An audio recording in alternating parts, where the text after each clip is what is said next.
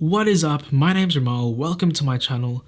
and I chose the iPhone 12 Pro over the 12 mini, 12 and 12 Pro Max, and in this video I'm going to be telling you why. But before I get too deep into the video, I did order an iPhone 12 Pro as soon as it came out, so it's going to be arriving right on launch day. So make sure to hit that subscribe button and turn on your notifications so you don't miss out on my unboxing and impressions video and any other videos that I make featuring the iPhone 12 Pro. My reasons for pre-ordering the iPhone 12 Pro will definitely not apply to everyone, but I'd just like to take a few minutes in this video to explain why the iPhone 12 Pro isn't really the worst value iPhone, because I've heard a bunch of tech YouTubers kind of trash the iPhone 12 Pro because the standard iPhone 12 is a little bit cheaper and has basically most of the same features as the iPhone 12 Pro. So in this video, I'd just like to point out a few features on the iPhone 12 Pro and why they personally swayed me over to go Pro this year. First of all, let me address the iPhone 12 mini. So it's the smallest iPhone that Apple has released in a long time, and in terms of flagships and how the smartphone landscape looks in 2020, there's no other flagship phone that's as compact and as powerful as the iPhone 12 mini. However, for me, the iPhone 12 mini, even though the screen size is a lot bigger than on the standard iPhones 6, 6S, 7, 8 and 2020 iPhone SE, 5.4 inches is still a little bit small for my needs, and I've gotten used to the 6.1 inch screen size on my iPhone XR, so the iPhone 12 Pro really fits that bill for me. Now, on the complete other end of the spectrum, we have the iPhone 12 Pro Max, which is basically the big daddy of all of the iPhones released in 2020. It's the biggest iPhone Apple's ever released, with a staggering screen size of 6.7 inches, and it's also got the best camera system out of all of the iPhone 12 models. This is the first time Apple has differentiated the smaller Pro from the larger Pro models. And the thing is, I'm a little peeved by that because I really love the camera system in the 12 Pro Max. And at $100 more than the iPhone 12 Pro, which starts at $999,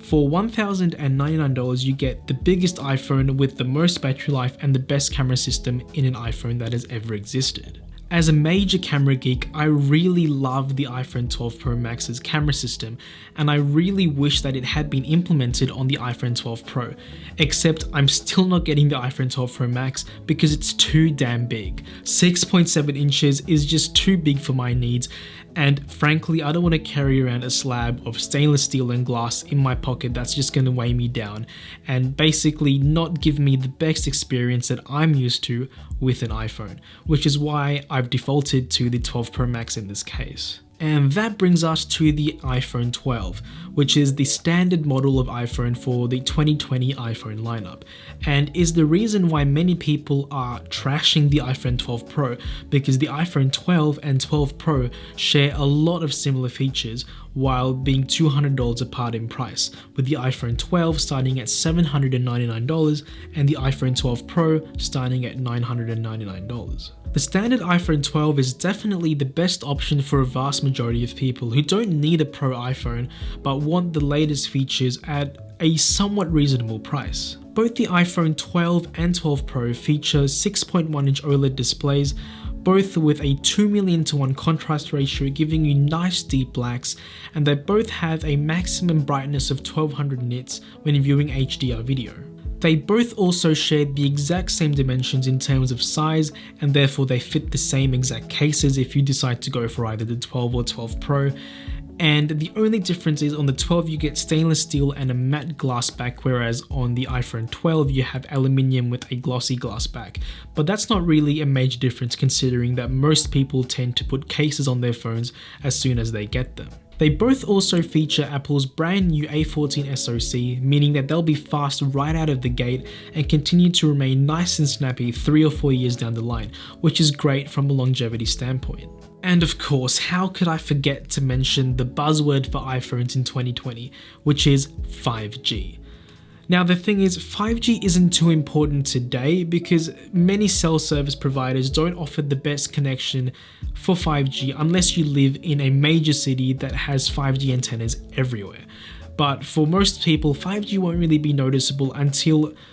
2 or 3 years down the line when 5G becomes more mainstream. However, it's a very nice feature to have because it ensures that iPhones released in 2020 will have a great lifespan and will basically give you amazing download and upload speeds as 5G infrastructure continues to improve over time. When it comes to the camera department, both iPhones share the exact same wide angle, ultra wide angle, and front facing cameras. What this means is that for everyday shooting, both iPhones should be more than adequate when it comes to both photo and video. Another new addition for both iPhones is that night mode is now available on all cameras, so you can take night mode wide angle shots, ultra wide angle shots, and even night mode selfies, which is pretty cool. And if you're into shooting videos on your iPhone, you'll be exceptionally pleased to hear that every iPhone 12 model can shoot in Dolby Vision, which is a mastering standard for HDR content. And what's even better is that all of the iPhones released in 2020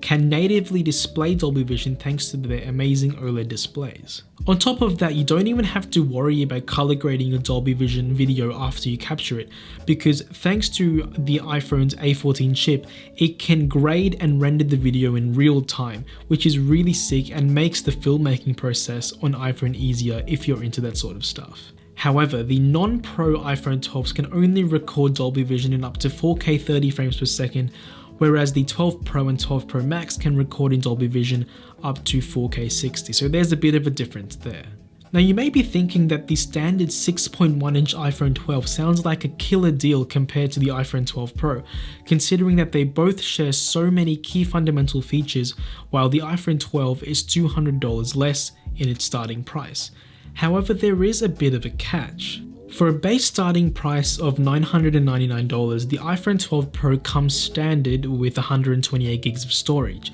whereas for $799, the base model of the iPhone 12 only comes with 64. Now, if you're thinking of keeping the iPhone 12 for an extended period of time, 64 gigs just won't really cut it over 3 or 4 years when storage naturally starts to accumulate.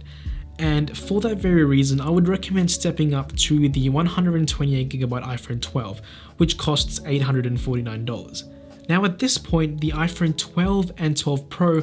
are $150 apart, meaning that the gap in price has decreased when you match up the storage for both models. Now for most people, the iPhone 12 at $849 for 128 gigs is still the better option, especially if you don't need the features that I'm about to tell you that come with the iPhone 12 Pro. However, for $150 and more, there are a few features that I personally think are worth it, especially coming from someone who's a bit of an enthusiast when it comes to iPhones and someone who really cares about the camera features, because there are a few extra camera features apart from just an extra lens on the iPhone 12 Pro that the iPhone 12 doesn't have. So let's get into those features along with a few others. Starting off with the cameras, on the iPhone 12 Pro we have an extra 2x telephoto camera along with the other cameras that it already shares with the iPhone 12. Personally, I really like a telephoto camera because it means that I can zoom in without having to lose resolution by using the main 12 megapixel wide angle camera,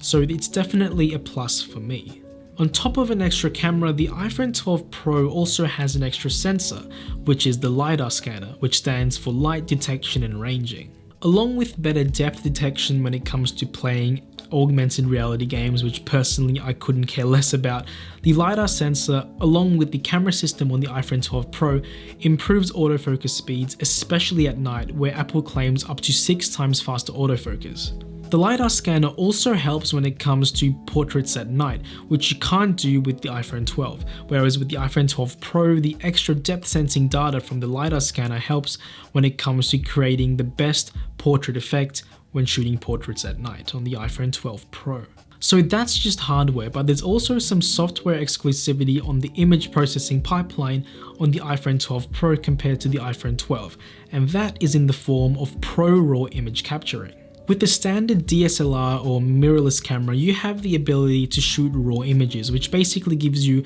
a very large amount of control over the colors, white balance, and exposure of your image. Now you can already take raw photos on any iPhone through the use of a third-party camera app, but the thing with those raw photos is they have no input from Apple's computational imaging algorithms, which are very helpful when it comes to low light and extending the dynamic range of your photos. The great thing about Apple's Pro RAW image capturing format on the iPhone 12 Pro is that you still have that expansive capability when it comes to manipulating your image that RAW images are known for, but this entire pipeline is bolstered through Apple's computational imaging algorithms through things like stacked images for better HDR and better exposure and all of that good stuff. And the great thing is all of this happens behind the scenes as you take the photo. So when you get the photo, all you have to worry about is creating the best creative style for that photo for the moment, which I think is really cool and a great pro feature, which kind of makes the iPhone 12 Pro a little bit more pro than the iPhone 12 in my opinion. Alright, so let's just cut the camera talk for a second, because there are still a few more things that the iPhone 12 Pro does better than the iPhone 12. When it comes to RAM, the iPhone 12 Pro has 6 gigs versus 4 on the standard iPhone 12. What this means is that when you have lots of apps open in the background, the iPhone 12 Pro will do a better job of keeping as many of them open as possible, whereas you might expect a few apps to reopen on the iPhone 12 when you go back into them. This isn't the biggest concern now, but this may be a bit of a problem in the future for the iPhone 12 as software becomes more demanding as time progresses. Another minor difference on the 12 Pro versus the 12 is that the maximum sustained brightness of the screen on the 12 Pro is 800 nits versus 625 on the standard iPhone 12. Now you might remember me saying that the iPhone 12 Pro and the iPhone 12 have a maximum brightness of 1200 nits, but that's only when viewing HDR content where you don't have to sustain a bright flash over a long period of time.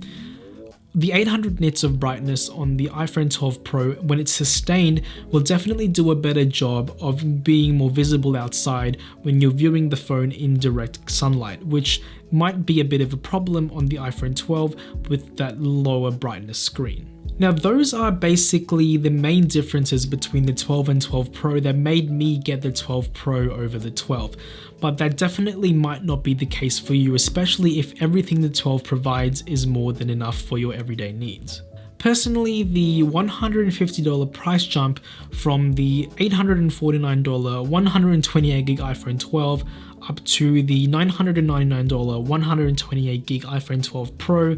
is worth it for my personal use when it comes to the improved camera, more RAM, and slightly brighter screen. But then again, that's just me. I'd really love to hear your thoughts in the comments down below, so let's start a discussion and see which one is best for you. Anyway, that's the end of the video. Thank you so much for watching, guys. If you enjoyed or if this video helped you out in any way, make sure to give this video a huge thumbs up and subscribe for more tech content, especially with my hands-on with the iPhone 12 Pro. So make sure to turn on those notifications so you don't miss out on those videos. Anyway, my name's Ramal. Thank you so much for sticking around to the very end,